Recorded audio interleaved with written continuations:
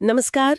आज हम Donald Miller की किताब बिल्डिंग अ स्टोरी ब्रांड इसके कुछ मुख्य विचारों पर बात करेंगे।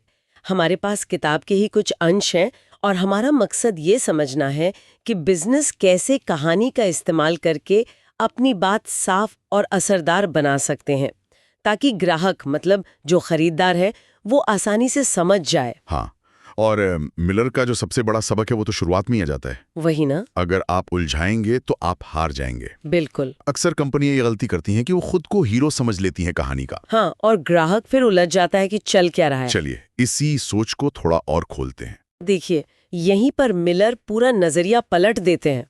वो कहते हैं हीरो बिजनेस नहीं है, हीरो तो ग्राहक है। अच्छा। हाँ, और बिजनेस का काम है गाइड का, जो हीरो की मदद करे। और इसके लिए सबसे पहले ग्राहक चाहता क्या है ये पहचानना बहुत जरूरी है। बिल्कुल। और यहीं से वो 7 हिस्सों वाला स्टोरी ब्रांड फ्रेमवर्क SB7 जिसे कहते हैं वो शुरू होता है।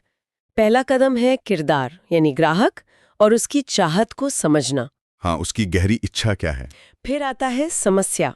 मिलर कहते हैं कि ग्राहक की न सिर्फ बाहरी बल्कि अंदरूनी और यहाँ तक कि दार्शनिक समस्या तीनों को समझना चाहिए। बिल्कुल सही। बाहरी समस्या तो शायद साफ दिखती है, जैसा मुझे एक ड्रिल मशीन चाहिए। हाँ। पर अंदरूनी समस्या हो सकती है कि मैं खुद को अकुशल महसूस कर रहा हूँ घर के काम में।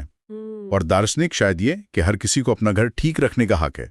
तो बिजनेस को कहाँ फोकस करना चाहिए, बाहरी या अंदरूनी पर ज्यादा? मिलर के हिसाब से असली कनेक्शन अंदरूनी समस्या से बनता है। लोग अपनी फ्रस्ट्रेशन, अपनी अंदरूनी कश्मकश का हल खरीदते हैं। अच्छा। और यहीं बिजनेस यानी गाइड का रोल आता है। गाइड को दो चीजें दिखानी होती हैं। सहानुभूति, मतलब मैं समझता हूं आपकी मुश्किल। और अधिकार, मतलब मेरे पास इसका हल है। तभी ग्राहक भरोसा करेगा। तो ये सिर्फ प्रोडक्ट बेचने से ज्यादा है। ये भरोसा जीतने और ग्राहक की अंदरूनी जरूरत को पूरा करने की बात है। ठीक है, गाइड ने भरोसा जीत लिया, फिर गाइड ग्राहक को एक साफ प्लान देता है। एकदम सीधा साधा प्लान मतलब कैसे? या तो खरीदने के स्टेप्स क्या हैं, बहुत आसान तरीके से, इसे कहते हैं प्रोसेस प्लान। या फिर कोई गारंटी या वादा जिससे ग्राहक का डर कम हो, वो हो गया अग्रीमेंट प्लान। मकसद है उलझन हटाना, रास्ता साफ करना। हाँ बिल्कुल। और फिर आता है कॉल टू एक्शन, मतलब अब ग्राहक को कदम उठाने के लिए कहना। जैसे सीधा हो सकता है अभी खरीदें, या फिर अगर ग्राहक अभी तैयार नहीं तो कुछ हल्का, जैसे फ्री गाइड डाउनलोड करें। इसे कहते हैं ट्रांजिशनल कॉल टू एक्शन। अच्छा, ताकि रिश्ता बना रहे। हाँ, और साथ में मिलर कहते हैं कि ये भी बताना जरूरी है कि एक्शन ना लेने पर क्या दांव पर है, मतलब असफलता क्या हो सकती है। ओ, ये थोड़ा मुश्किल नहीं, ग्राहक को डराना तो नहीं है ना? नहीं, डराना बिल्कुल नहीं। बस हल्के से याद दिलाना कि अगर ये समस्या हल नहीं हुई तो क्या हो सकता है, बहुत सावधानी से, नैतिक रूप से। ठीक है। पर इससे ज्यादा जरूरी है सफलता दिखाना। हाँ, फ्रेमवर्क का आखिरी हिस्सा सफलता, कि आपकी चीज इस्तेमाल करके ग्राहक की जिंदगी कैसे बेहतर होगी। बिल्कुल, उसे वो तस्वीर दिखाना। तो कुल मिलाकर देखें तो संदेश एकदम साफ होना चाहिए, ग्राहक पर केंद्रित और भावनात्मक रूप से जुड़ने वाला। लोग कहानियां याद रखते हैं, सिर्फ फैक्ट्स नहीं। और उस कहानी का हीरो कौन है? ग्राहक। हमेशा ग्राहक। सही। तो इसका मतलब तो ये हुआ कि कंपनियों को अपनी पूरी मार्केटिंग की भाषाएं बदलनी पड़ेगी। हाँ, एक तरह से अपनी तारीफ छोड़कर ग्राहक की जीत पर फोकस करना होगा।